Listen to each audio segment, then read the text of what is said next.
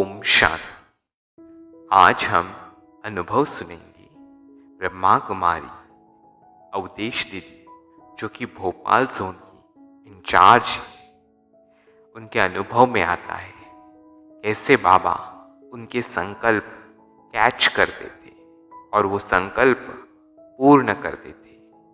यह अनुभव है जब दीदी जी पहली बार मधुबन में बाबा से मिलन मनाने के लिए गई थी। तो उनके अनुभव में आता है, दीदी कहती थी मेरी माँ ज्ञान में थी और साकार मम्मा बाबा को मिल के आई थी, पर मुझे उस समय भगवान पे पूर्ण निश्चय नहीं था। मेरी माँ का दृढ़ संकल्प था कि मैं ब्रह्मा कुमारी बनूं। तो जब मैं बाबा से फर्स्ट टाइम मिलने गई तो मेरे मन में यही शंका थी, क्या सच में भगवान इस तन में आता है? क्या इसी तन के द्वारा अपना दिव्य अलौकिक कर्तव्य कर रहे हैं? और यदि कर रहे हैं तो क्या भगवान मेरी भावनाओं को जान सकते हैं?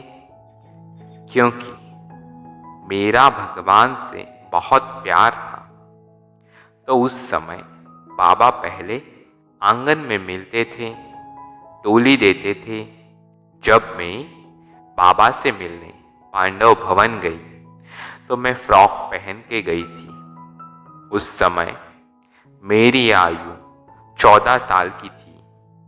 वो फ्रॉक बहुत झालर वाली थी और मैं रोजाना क्लास नहीं करती थी।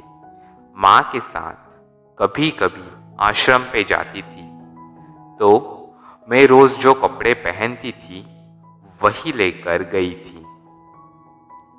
जब हम बाबा को मिलने गए तो माताओं की 2 लाइन लगी थी और मैं सबसे पीछे थी।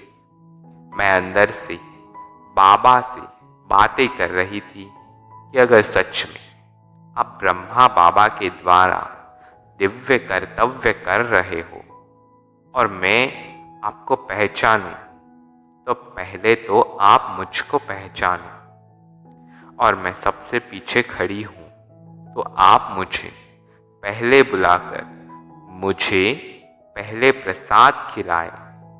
आप सभी को वंडर लगेगा। बाबा ने सबको दृष्टि देने के बाद जब प्रसाद देने का समय आया तो बाबा ने सबसे पहले मुझे बुलाया कि आगरा से जो बच्ची आई है उसको आगे बुलाओ। बाबा ने मुझे पहले टोली खिलाई। मुझे समझा कि भगवान तो अंतर्यामी है, लेकिन मुझे तुरंत शक हुआ कि बाबा ने मेरी फ्रॉक देखी होगी और मुझे बच्ची समझ के आगे बुला लिया होगा। तो शाम को जब बाबा का 6:30 को क्लास कराते थे तो मैं वहां गई और एक संकल्प किया कि बाबा आप तो निराकार हो, ब्रह्मा बाबा के तन में आप कैसे आते हो? आप मुझे प्लीज एक साक्षात्कार के रूप में दिखाइए ताकि मुझे आप पे पूरा विश्वास हो जाए।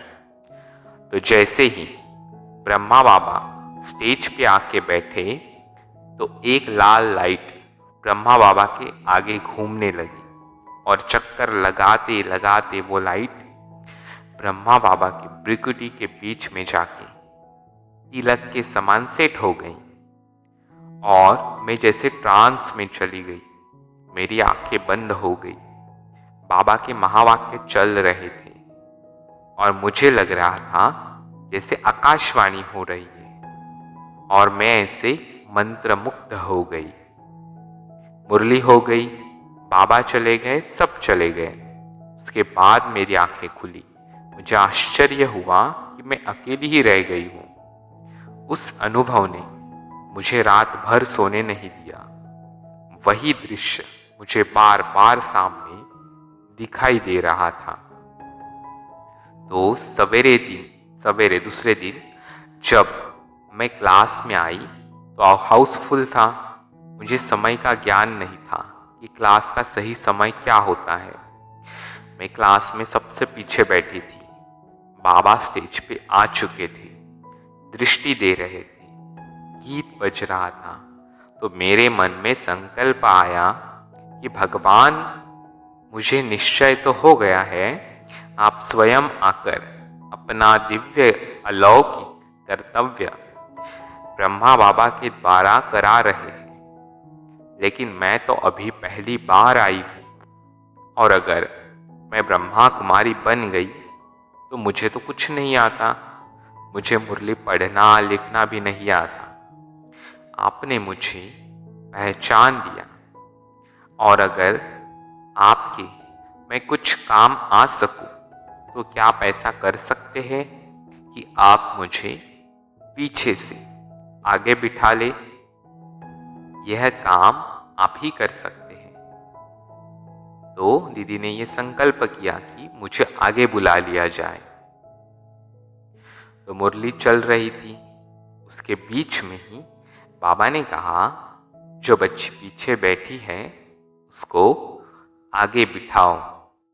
बाबा ने मुझे आगे बिठाया और कहा, बच्ची, बाबा जो महावाक्य उच्चारण कर रहे हैं उसको बाद में स्टेज पे बैठ के पॉइंट्स रिपीट करना।